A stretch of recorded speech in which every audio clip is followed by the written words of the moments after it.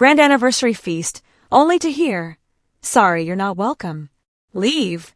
Then security was called. "Remove this beggar." I left in silence, canceled every trip, party, and payment. $62,000 gone. Moments later, 36 missed calls filled my phone, and someone arrived at my door. I turned up at my parents'. Imagine spending thousands on your parents' lavish anniversary party, meticulously picking out the perfect, expensive gift, only to be met at the door by security and hear your own father bark, "Get this beggar out of here." Yeah, that really happened to me, Mackenzie Morgan, just last month. And what I did next? It didn't just change my life. It blew my entire toxic family apart. Trust me, if you've ever felt like your family's personal ATM, you're going to want to hear this. Growing up, I was stuck in the shadows, sandwiched between my older sister, Heather, the golden child, and my spoiled younger brother, Eric. Our parents, Richard and Elizabeth Morgan, didn't even try to hide their favoritism. Heather was the picture of perfection, blonde hair, cheerleader smile, every single accomplishment celebrated with elaborate parties and extravagant gifts. Then there was Eric, the baby of the family, the only boy who literally could do no wrong, even when he was constantly in trouble with school or, well, everyone else. And me. I was the studious, responsible one, always scrambling to earn even a shred of the approval that just seemed to fall into their laps. "Bring home straight A's. That's expected of you, Mackenzie," my mother would simply say. When the state math competition in high school, my father would just nod and then immediately ask if I could tutor Eric in algebra, "Since you're so good at it." It hammered home a brutal lesson pretty early on. I had to work twice as hard for half the recognition. That twisted pattern just got worse as we all grew up.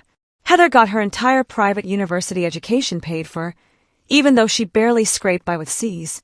Me. I snagged a partial scholarship to State University and then worked 2 jobs just to cover the rest. You know who showed up for my graduation when I finished with honors in finance? No one. They all had a family emergency that day. Eric needed help moving into his new apartment. After college, I started at the very bottom of a financial advisory firm, busting my butt, working 70-hour weeks just to prove I was worth something. Within 5 short years, I'd built a client base strong enough to open my own practice.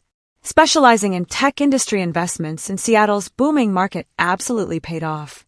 By 30, I was making more money than I ever thought possible. And that's when the calls started, more and more frequently. "Mackenzie, dear, your father and I are struggling with the mortgage since he cut back his hours. Could you help just this month?"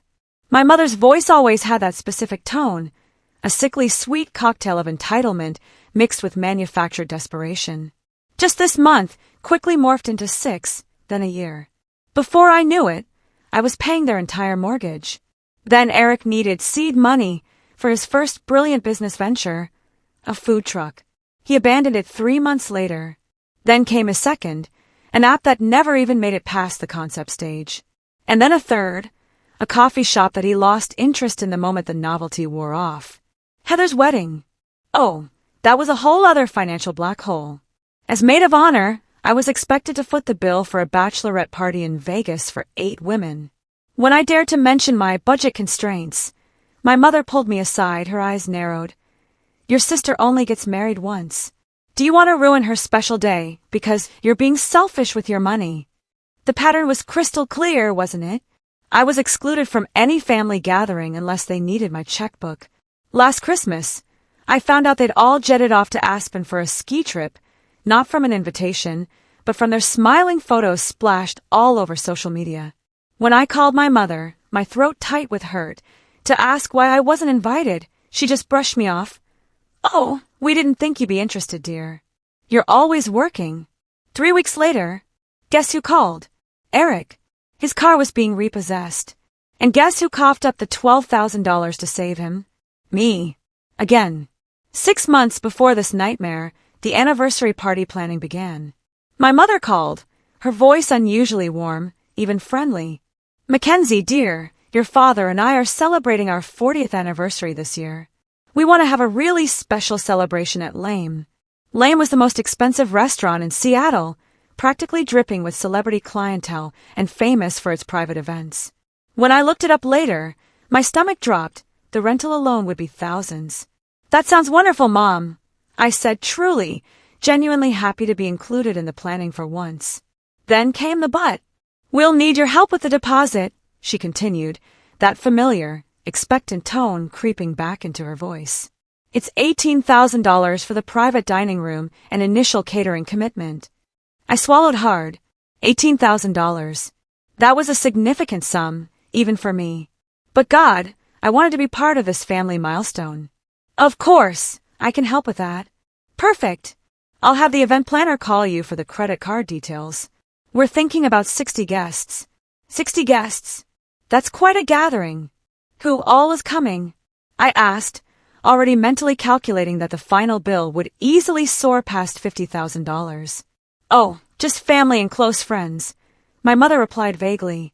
We'll send you the details later. The details never came. Every single time I asked about the event planning, my questions were deflected. Don't worry about it, Mackenzie. Just focus on your work. We know how busy you are. 2 weeks before the event, I called Heather just to ask what I should wear. Oh, she sounded genuinely surprised. Are you coming? I thought you'd be too busy. Of course I'm coming. I paid the deposit, I said, my voice thick with confusion. Right. Well, it's formal. Black tie. She quickly, almost frantically, changed the subject. I spent the next week hunting for the perfect dress, a classic black Valentino that probably cost more than most people's monthly rent. And then the gift. I bought a set of matching Patek Philippe watches for my parents. My father had always admired the brand, always claimed it was too extravagant. This gift alone cost $5,000, but I just wanted to see their faces light up when they opened it. The event was set for Saturday, April 24th. As the day dawned, a familiar knot of anxiety tightened in my stomach. Even after everything, I still harbored this foolish, desperate hope. Maybe, just maybe, this time would be different. This time, I'd be welcomed as a daughter, not just some talking financial resource. God, how wrong I was. April 24th arrived. A rare, perfect Seattle day, clear blue skies, brilliant sunshine. I pulled out all the stops getting ready. Professional hair, professional makeup. The stylist curled my chestnut hair into elegant waves that framed my face, my green eyes, the only feature my mother had ever complimented, highlighted with subtle polish. My black Valentino dress fit like a dream, accentuating my figure without being flashy. I paired it with simple diamond studs and the sapphire pendant my grandmother had left me, the only family member who had ever shown me true, unconditional love. The precious gift box, holding those watches, sat on my passenger seat, wrapped in silver paper with a perfect blue bow. Lame sat on the top floor of a historic downtown Seattle building, boasting incredible views of Elliott Bay. I validated my car and stepped into the opulent marble lobby, a mix of excitement and raw nerves churning in my stomach.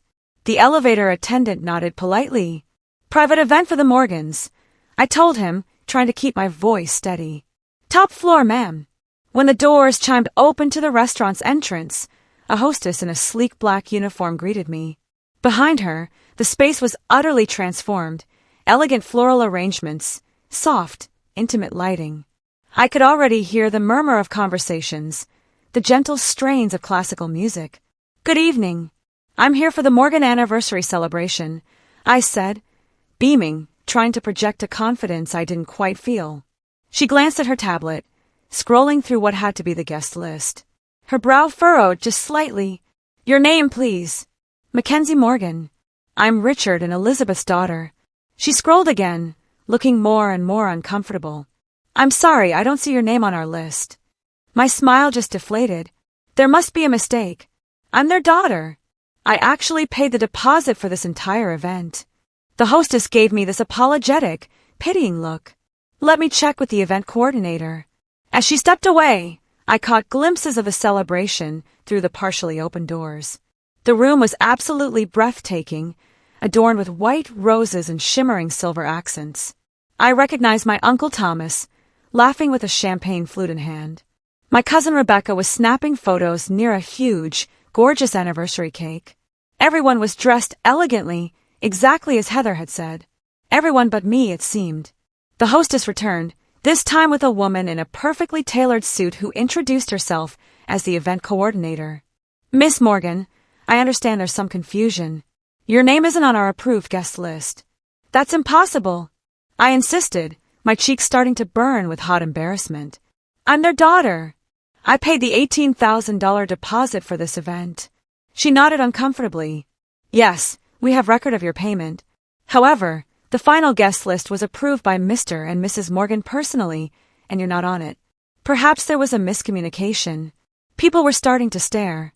I clutched my precious gift tighter, trying desperately to hold myself together. May I speak with my parents, please? I'll see if they're available, she replied, disappearing through the doors. I stood there, stranded in the opulent lobby, acutely aware of every single restaurant staff member's gaze. The minutes stretched into an eternity. More family arrived.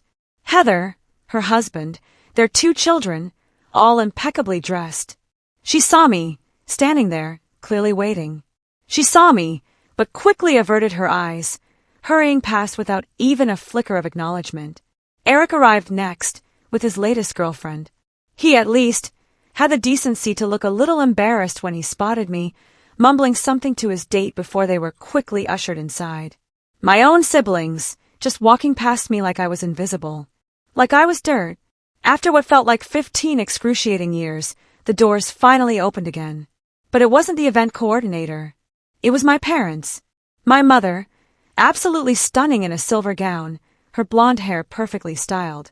My father, distinguished in his tuxedo, a crystal champagne flute in his hand. Mackenzie, my mother said, her voice low and dripping with irritation. What are you doing here? I stared at them, utterly speechless. What do you mean? It's your anniversary celebration. I paid for it. My father glanced around nervously, clearly worried about making a scene. We appreciate the financial contribution, but this is a family-only event. The words hit me like a physical blow, punching the air right out of my lungs. I am family. I'm your daughter. You know what we mean. My mother sighed, impatient. This is for people who are actually involved in our lives. We didn't think you'd actually come. You're always working. I held out the gift box, my hand trembling violently. I bought you something special. My mother didn't even glance at it. You can send it later. This isn't a good time. Behind them, I could see curious faces watching the whole exchange. My Aunt Catherine looked genuinely concerned. Heather was whispering furiously to her husband. Eric was painstakingly avoiding eye contact, studying his shoes. I don't understand, I stammered, my voice cracking. I paid for this party. How can I not be welcome at it? My father's expression hardened like stone. He set his champagne glass down with a clink and gestured to someone behind him. A security guard in a dark suit stepped forward. Please remove this woman, my father said, his voice ice cold. She's disturbing our private event. The security guard looked visibly uncomfortable, but he took a step towards me. Ma'am, I'll have to ask you to leave. I couldn't believe this was happening. Dad, you can't be serious. His next words, those 5 horrific words, would burn in my memory forever. Get this beggar out of here. Beggar. The word echoed in my head, a searing brand.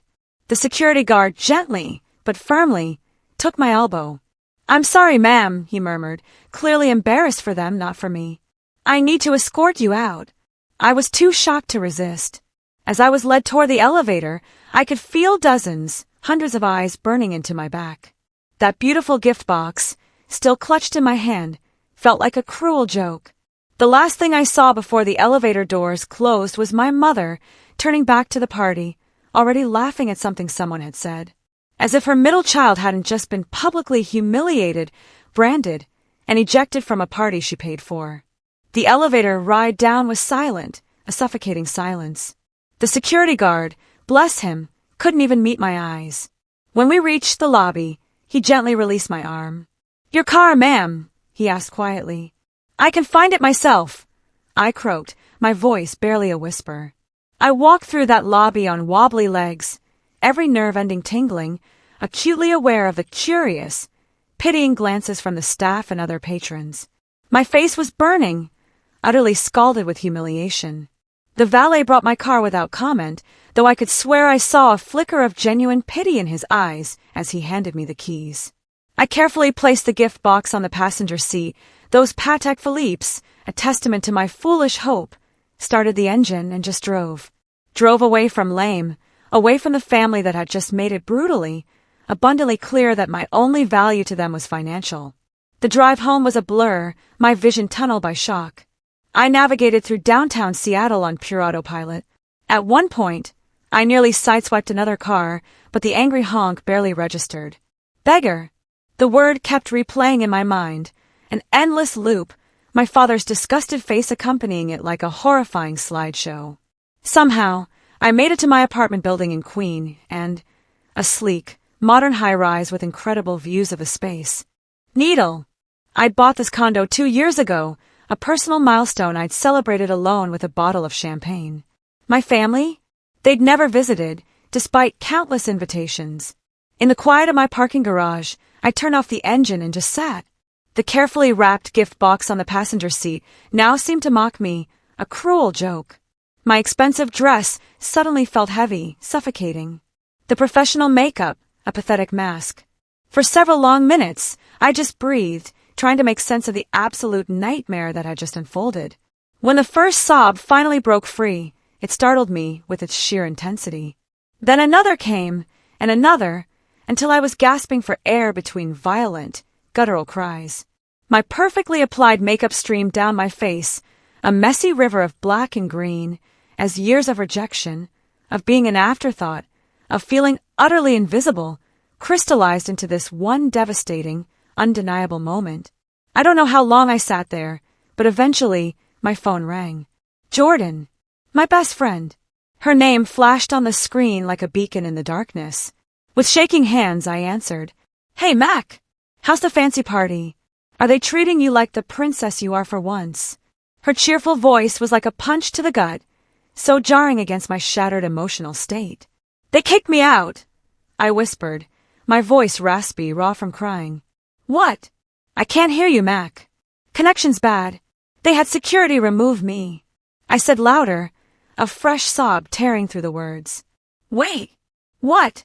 Jordan's shock, her disbelief, was palpable even through the phone. Where are you right now? In my car, parking garage. Stay there. I'm coming over. 20 minutes, tops. True to her word, Jordan arrived in record time. She found me still in my car, mascara streaking down my face like war paint.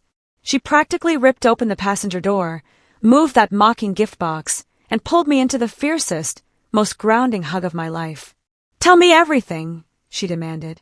And so I did. The words poured out of me, a torrent of humiliation and hurt, punctuated by fresh bursts of tears.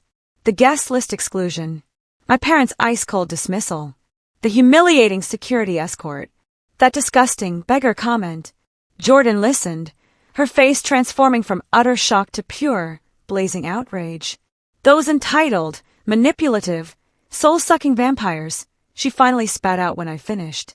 Mac, this isn't just dysfunctional. This is straight-up abuse. They're my family, I whispered weakly, that default, ingrained response I'd used to justify their appalling behavior for years. No, Jordan said, her voice firm, unwavering. Family doesn't treat each other like ATMs. Family doesn't publicly humiliate each other. Family doesn't take and take and take without ever giving anything back. We made our way up to my apartment. Jordan, my rock, helped me out of that ruined designer dress and into comfortable clothes. She gently removed my streaked makeup while I sat numbly on the edge of my bathtub, still in shock. Then, she poured us both obscenely large glasses of wine and ordered delivery from my favorite Thai restaurant. Because that's what true family does.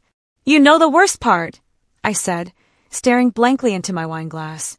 I have records of everything I've ever given them. Every loan, every gift, every single bill paid. I keep meticulous financial records. It's literally my job.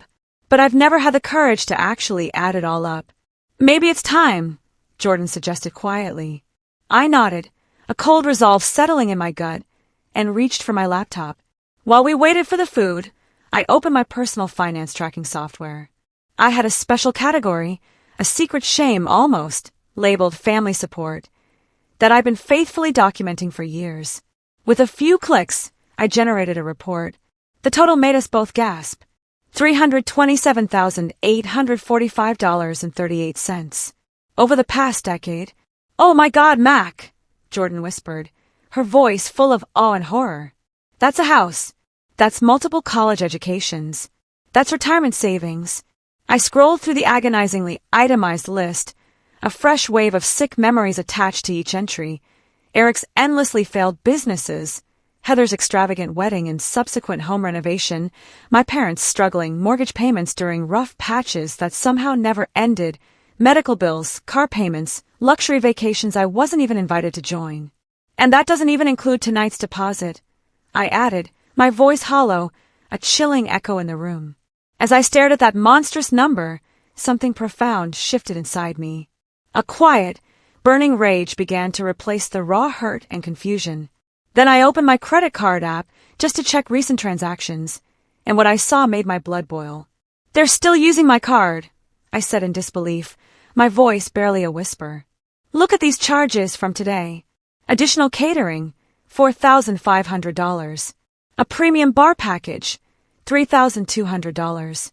Anniversary cake from some celebrity bakery, $800. They didn't even tell me," I choked out. "They just kept charging." On a hunch, a horrible, gut-wrenching hunch, I opened Instagram. And sure enough, Heather had already posted photos from the event. One shot showed my parents cutting the most elaborate cake you can imagine, a cake I had unknowingly paid for. The caption? "Celebrating 40 years of the perfect love story with our tight-knit family. So blessed to have parents who taught us what unconditional love truly means." I scrolled through more photos. Another showed Eric presenting my parents with what looked like plane tickets. His caption, "Alaska cruise for the anniversary couple. Can't wait to hear about your adventures." The Alaska cruise I had booked and paid for 3 months ago, now proudly presented as his gift. And then another, Heather's husband, raising a toast to Richard and Elizabeth, and the wonderful family vacation they're hosting for all of us in Disneyland next month. The Disneyland trip I had arranged and fully funded as a surprise for my niece and nephew, now being brazenly claimed by others. "They're taking credit for my gifts," I said, my voice eerily calm now, a strange, chilling stillness settling over me. "They're using my money to buy themselves adoration." Jordan looked from the phone to me, her eyes wide. "What are you going to do?" I closed the laptop, set down my wine glass. The hurt was still there, a dull ache beneath the surface, but now it was solidifying, crystallizing into something harder, something utterly resolute. "I'm done being their ATM." That night, I slept surprisingly well, almost as if my body had decided to hit reset and process the trauma. But when I woke up the next morning, the horror of the previous night came flooding back. This time, though, the crushing humiliation had been replaced by something else entirely, a fierce, quiet determination. I showered, made coffee, and sat at my kitchen island with my laptop. It was Sunday, so my office was closed. But I texted my assistant, Chloe, who had been with me for 5 years and knew more about my family's financial drain than almost anyone else, save Jordan. "Need your help with something personal. Can you come by my apartment around 10 o'clock? She replied immediately, "Of course. Everything okay?" "It will be," I wrote back.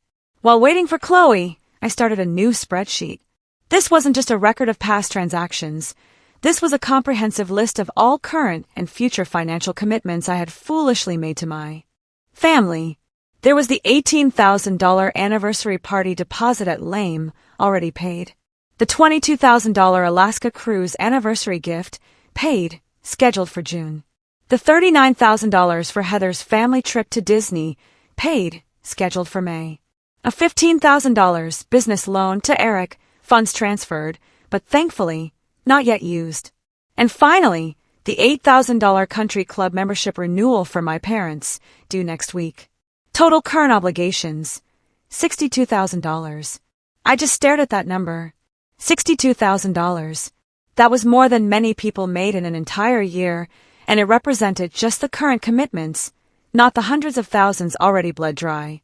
When Chloe arrived, her eyes widened, seeing past my fresh shower and coffee. I clearly looked like I'd been through a war. "What happened?" she asked, concern etched on her face. I told her everything, keeping my voice steady, factual, almost attached. Chloe had seen countless calls from my family over the years, always about money, always urgent. She'd watched me drop everything to wire funds or make calls on their behalf. But even she was speechless at the anniversary party story. "That's beyond cruel," she finally said when I finished. "What do you need from me?" "I need to know my legal position on these financial commitments," I said, gesturing to the spreadsheet. "What can I cancel? What am I legally obligated to follow through on?" Chloe, ever the professional, immediately got to work. She called a lawyer friend who specialized in family law and put him on speaker. Without naming names, she outlined the horrifying situation. "The deposit for the event that already occurred is gone," the lawyer advised. "But reservations for future events made with your credit card? Those are different. You have every right to cancel them, especially if there was no written agreement that these were gifts." "And the business loan?" I asked. "If the money hasn't been used and there was no formal loan agreement, you can recall those funds. It would be different if it had been clearly documented as a gift." "None of it was documented," I said, a bitter realization dawning. "That was by design. They always kept things verbal." After the call, Chloe looked at me, a glimmer of admiration in her eyes. "What's the plan, boss?" "I'm going to cancel everything," I said, my voice firm, unwavering. "Every reservation, every payment, every future commitment. And I'm going to document exactly how much I've given them over the years. So when they inevitably come asking for more, I'll have a clear record to show them." "They'll be furious," Chloe warned, though I think she was secretly thrilled. "I know," I said quietly, "but I can't keep doing this. Last night made it crystal clear. No amount of money will ever buy their love or respect. I've been trying to purchase a place in their family that they have no intention of giving me." Together, Chloe and I expanded the spreadsheet to include all historical transactions. We categorized them by family member, by year, by type of expense. We even calculated the interest that would have accrued had these been formal loans. We estimated the opportunity cost of these funds had they been invested in my standard portfolio. The final document was absolutely staggering. Over $320,000 in direct payments, nearly $80,000 in estimated lost investment returns, over $400,000 total. "I could have bought a vacation home," I whispered, staring at the number, utterly numb. "I could have funded an entire charitable foundation." "You still can," Chloe reminded me gently. "Once you stop the bleeding." We set up email notifications for when the cancellations would be processed. I knew the fallout would be swift and severe. My family would not take this financial cutoff lightly. "Are you ready for their reaction?" Chloe asked as we finished our preparations. I hesitated. For a moment, the familiar, suffocating grip of guilt and obligation tightened in my chest. Images flashed through my mind. My mother's manipulative tears, my father's roaring anger, my siblings' cutting accusations. The dysfunctional family bonds that had defined my entire life. But then I remembered standing in that restaurant lobby, the security guard's uncomfortable grip on my elbow, and my father's icy voice. "Get this beggar out of here." "Yes," I said, my resolve hardening like steel. "I'm ready." Monday morning, I woke up with a sense of clarity, of purpose I hadn't felt in years. The decision was made. Now it was time to execute my plan with the same cold, methodical precision I applied to my professional life. My first call was to Lame. I asked for the event manager who'd handled my parents' anniversary. "Miss Morgan, how can I help you?" she asked, her voice laced with obvious caution. She definitely remembered last night's scene. "I'd like to discuss the charges to my credit card from last night's event," I said, my voice calm, steady, betraying none of a tremor in my hands.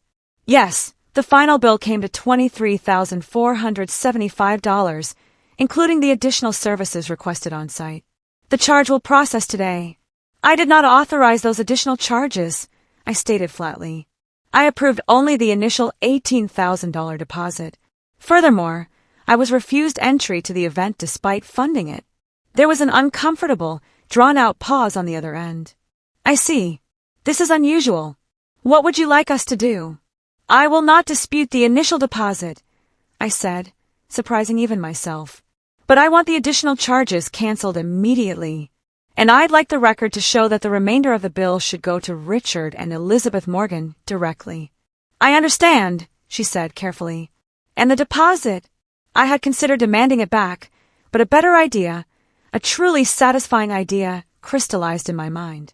Please, I said, redirect the deposit as an anonymous donation to Seattle Children's Hospital. Can you arrange that? She sounded utterly surprised, but genuinely pleased. Yes, we can definitely do that. I'll email you confirmation once it's processed. Good. Something good coming out of their cruelty. Next, I called the cruise line. That Alaska voyage, a 7-day luxury trip I'd booked as their anniversary gift, was scheduled for June. I need to cancel a reservation, I told the customer service rep, providing the booking number for the Alaska Glaciers Deluxe package for 2. This is a premium reservation with a strict cancellation policy. There will be a fee. That's fine, I replied, utterly devoid of emotion. Please process the cancellation and refund the remaining amount to my original payment method. And should we notify the travelers of the cancellation? The question hung in the air. I considered it. No, that won't be necessary, I said, a slight smirk playing on my lips. I'll handle that personally. The Disney trip cancellation was next. This one actually was harder, emotionally. I pictured my niece and nephews, innocent kids caught in their parents' web. They didn't deserve this, but I couldn't separate them from their mother's toxic behavior. Still, I made a mental note to send them gift cards directly for their birthdays. I need to cancel the Morgan family package at Disney World, May 15th to 20th, I told the Disney representative. Of course, the cancellation fee is 20% of the package price. That's acceptable, I said. For Eric's infamous business loan, I contacted my bank. I explained I needed to freeze the funds in the business account I had set up, since the account was in my name. With Eric merely an authorized user, I had every right to restrict access.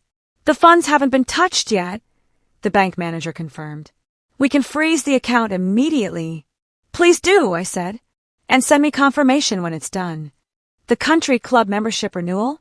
That was the easiest. A quick call to the membership office. I won't be renewing the Morgan family membership this year.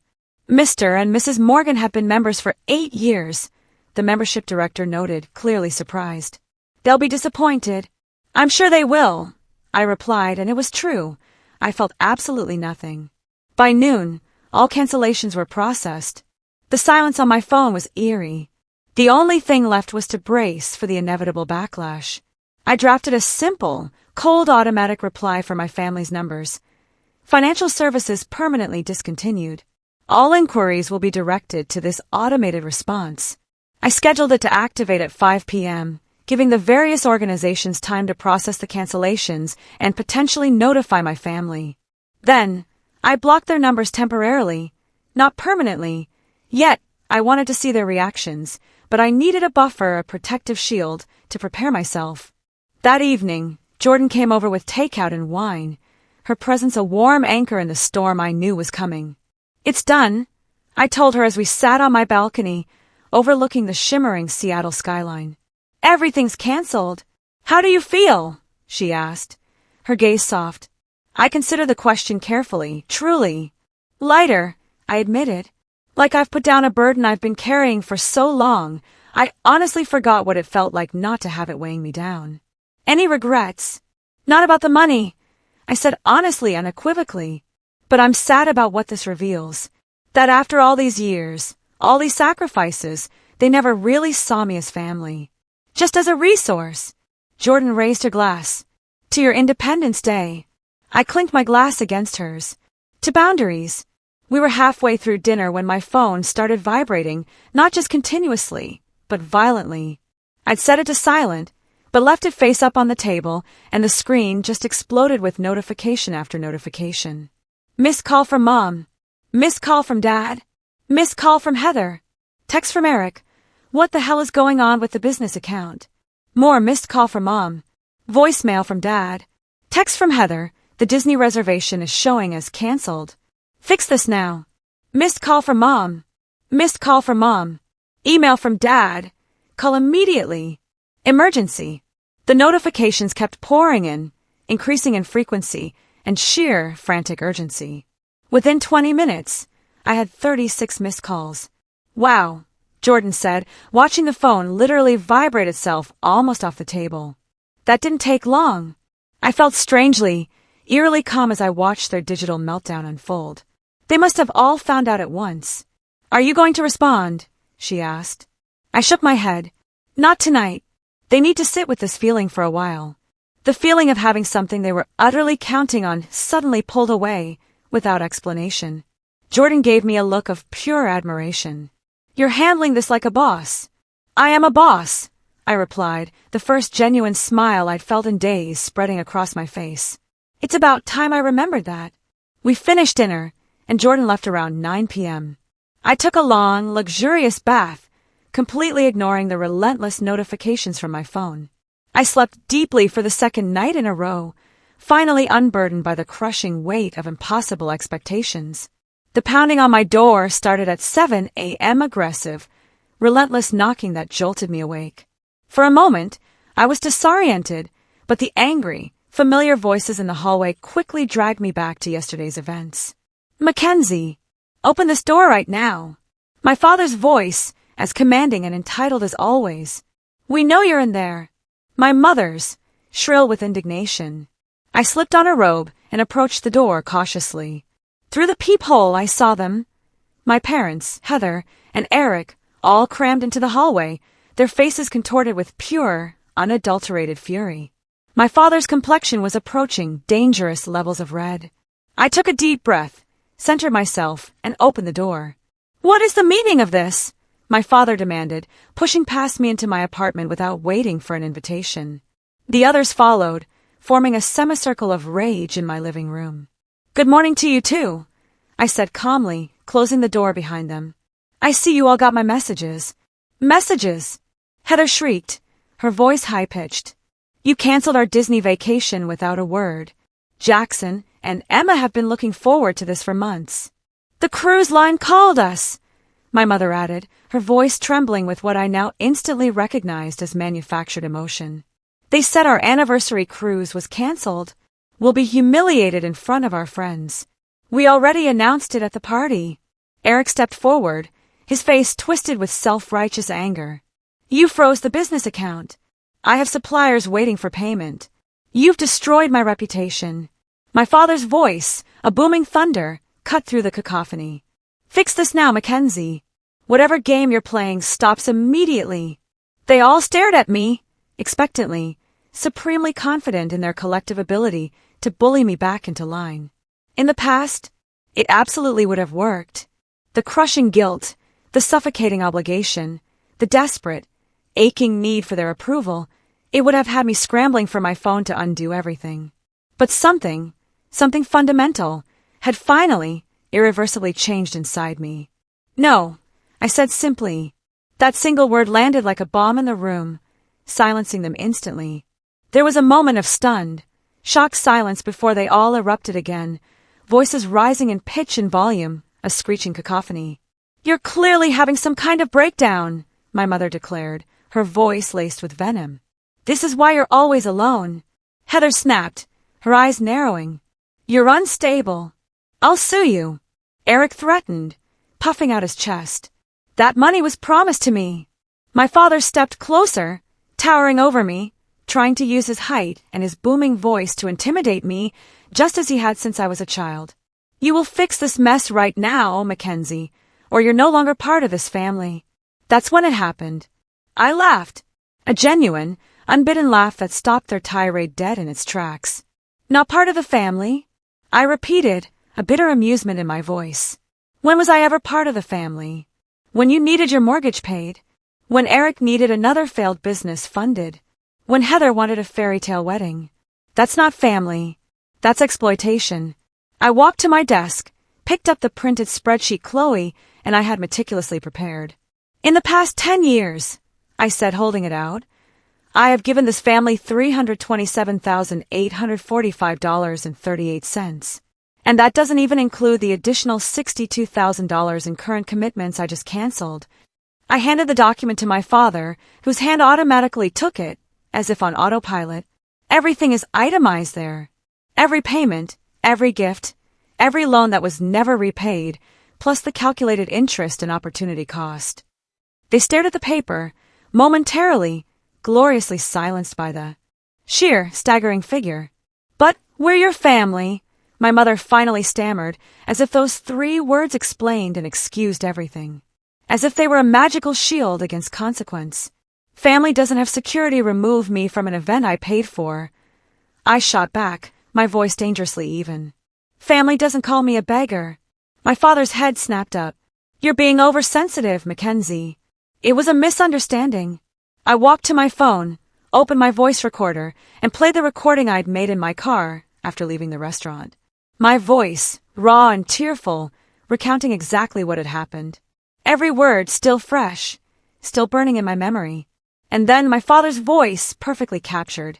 "Get this beggar out of here." Heather, at least, had the decency to look deeply uncomfortable. Eric stared intently at his shoes. My mother's expression hardened, a mask of cold fury. "You're taking things out of context," she insisted. "Your father was upset." "You're right," I agreed, a chilling calm in my voice. "I have been taking things out of context for years. I've been interpreting financial exploitation as love. I've been mistaking my usefulness for belonging. That stops now." "So what?" Eric demanded, throwing his hands up. "You're just cutting us off after everything we've done for you?" I turned to him, genuinely curious. "What exactly have you done for me, Eric?"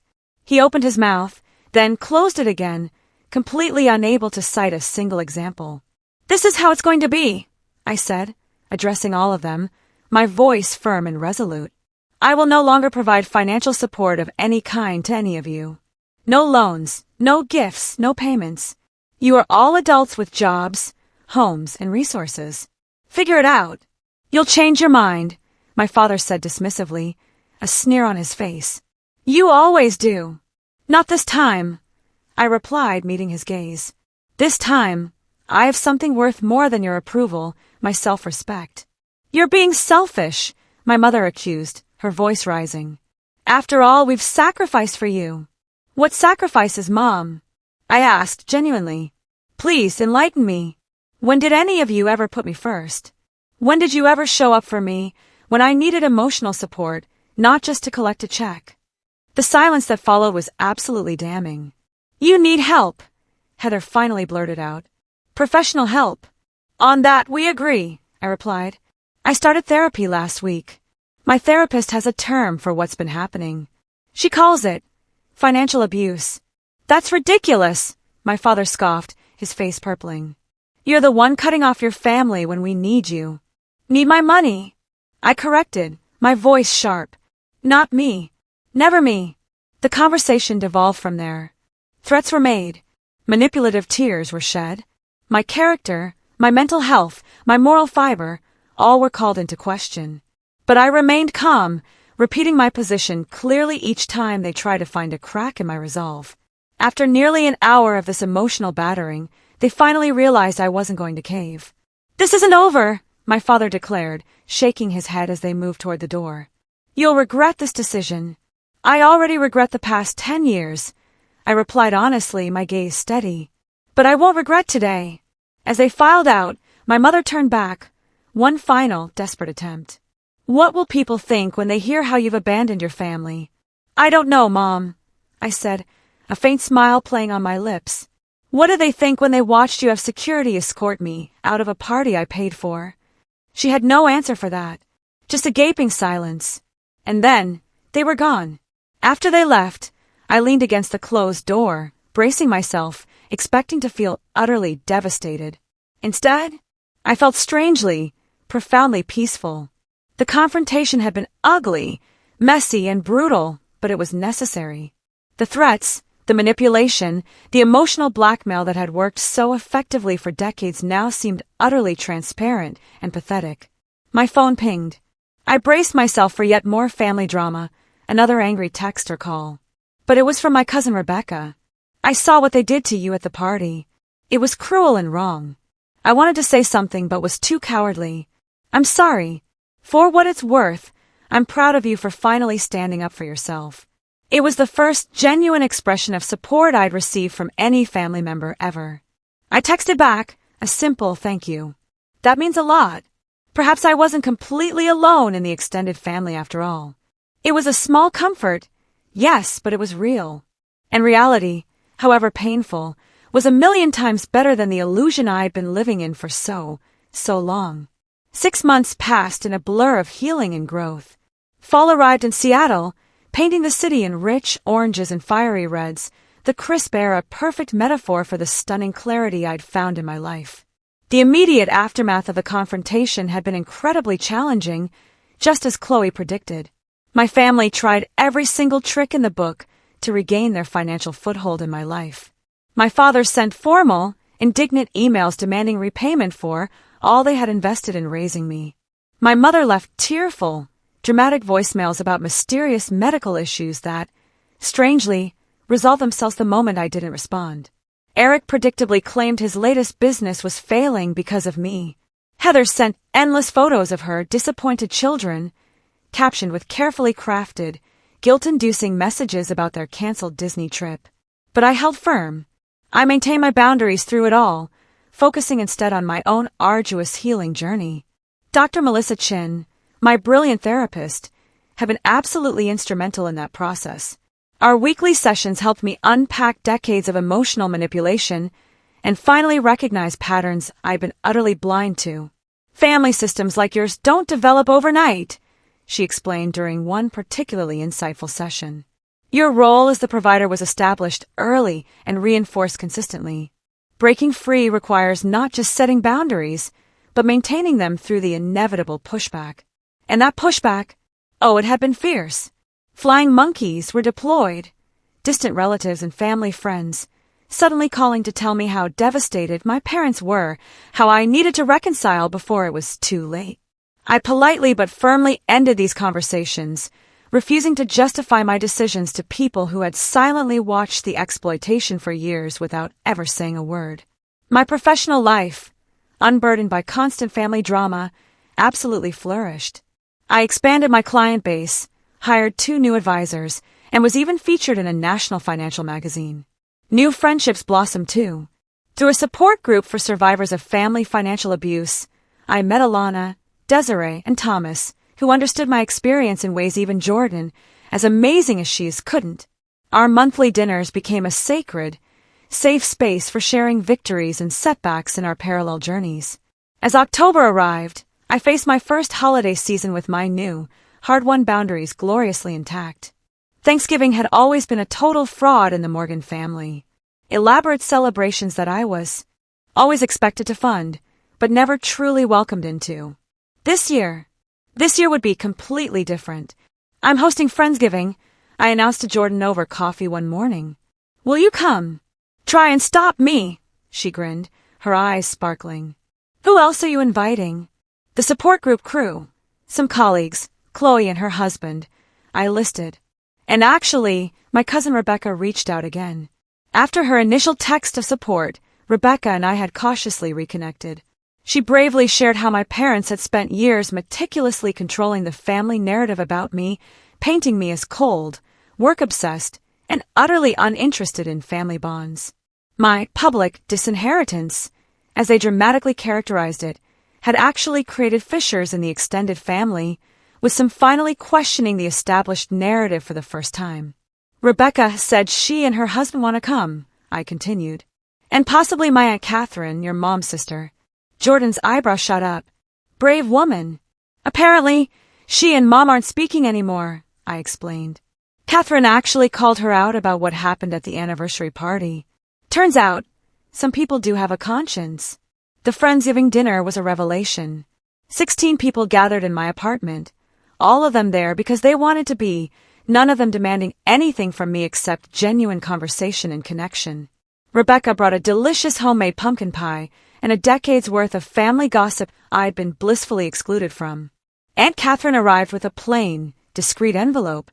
I should have given you this years ago, she said privately, as guests mingled around us.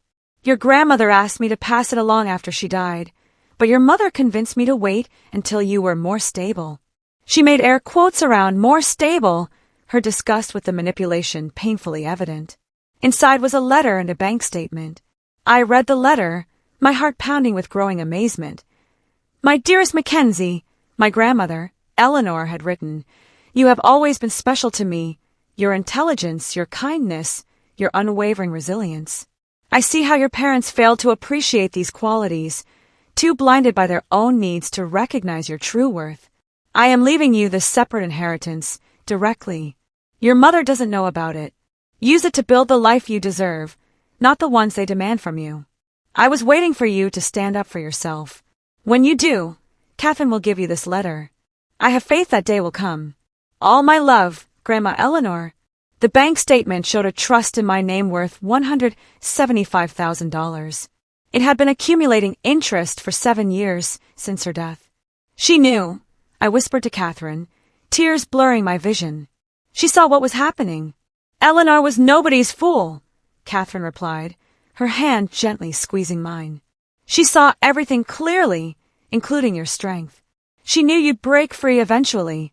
News about my family, once a source of constant anxiety, now trickled in through Rebecca and other, less direct channels.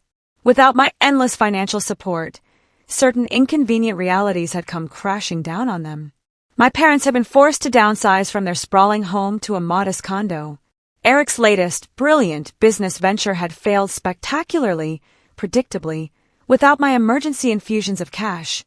Heather and her husband, they'd quietly canceled their ambitious kitchen renovation plans. There were consequences for me, too, of course. I was officially disowned. My name, allegedly, removed from their wills. Not that there would be much left to inherit anyway. I was no longer mentioned at family gatherings. According to Rebecca, my mother had even removed all photos of me from their home. Strangely, these dramatic developments caused me far less pain than I had ever anticipated. The family I had desperately tried to buy my way into had never really existed. The love I had sought had always been conditional, based entirely on what I could provide, rather than who I was. In December, I received an unexpected message from my father. Unlike the angry demands and furious tirades of previous communications, this one was brief, almost timid, and completely subdued. "Your mother and I are having coffee at Westlake Center tomorrow at 2. If you're available, we'd like to talk." I discussed it with Dr. Chin in our session that afternoon. "What do you want to do?" she asked, her gaze steady. "Part of me is curious," I admitted. "Another part is terrified they'll try to pull me back in somehow." "Those are both valid feelings," she nodded. "What boundaries would you need to make this meeting feel safe?" I considered this carefully. Public place. Limited time. No financial discussions. Non-negotiable. "Those sound like healthy boundaries," she affirmed. "Remember, you can leave at any time if they're not respected." I agreed to the meeting with those clear parameters. 30 minutes, no discussion of money, public location only. My parents looked older when I saw them. My father's once confident posture was diminished, almost slumped. My mother's usual designer clothes were replaced by more modest, practical attire. For a fleeting moment, I felt the old, insidious pull of guilt and responsibility. But I breathed through it, just as Dr. Chin had taught me. "Thank you for coming," my father said, uncharacteristically subdued. The conversation that followed was stilted, superficial. Weather, current events, careful avoidance of anything meaningful. Finally, as our agreed-upon time neared its end, my mother reached across the table. "We miss you, Mackenzie." I met her eyes directly, without flinching. "Do you miss me, Mom, or what I provided?" She quickly withdrew her hand, stung. My father cleared his throat, a nervous habit. "We've had to make some adjustments," he acknowledged, his voice barely a whisper. "It's been challenging." "I imagine it has," I said neutrally, my face giving nothing away. "Your sister's children ask about you," my mother added, trying a new angle. "Especially at Christmas." I thought about Jackson and Emma, innocent bystanders in this adult drama. "They can call me anytime," I said, my voice softening just slightly. "They're welcome in my home." Without their parents, my mother's tone sharpened, a flash of her old self breaking through. "My boundaries haven't changed," I replied calmly, firmly. "I'm open to rebuilding relationships, but not financial ones." They exchanged glances, a familiar, silent communication that had always excluded me. My father sighed. "We should go," he said to my mother. Then, turning to me, a final attempt at manipulation. "Think about what family really means, Mackenzie." I smiled slightly, a genuine, private smile. "Oh, I have.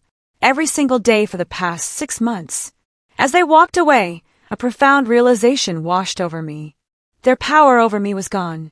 Not just financially, but emotionally. Their approval, once so desperately sought for decades, no longer held any sway, no longer determined my worth. That evening, I hosted a holiday party in my apartment. Friends, colleagues, my growing circle of chosen family gathered to celebrate. Chloe brought her new baby, gurgling happily. Jordan announced her engagement, her face glowing. Thomas from the support group shared that he'd finally sold his novel. As I looked around at these incredible people who valued me for who I was, not for what I could provide, I felt my grandmother Eleanor's presence. She had seen this day coming. She had believed in my strength when I couldn't see it myself. The inheritance she'd left me remained largely untouched, but a portion of it had funded a small foundation, providing educational grants to young people estranged from family support systems. The rest waited for a purpose truly worthy of her enduring faith in me. My phone buzzed with a text from Rebecca. "Proud of you for today. Boundaries intact." Eleanor would be beaming.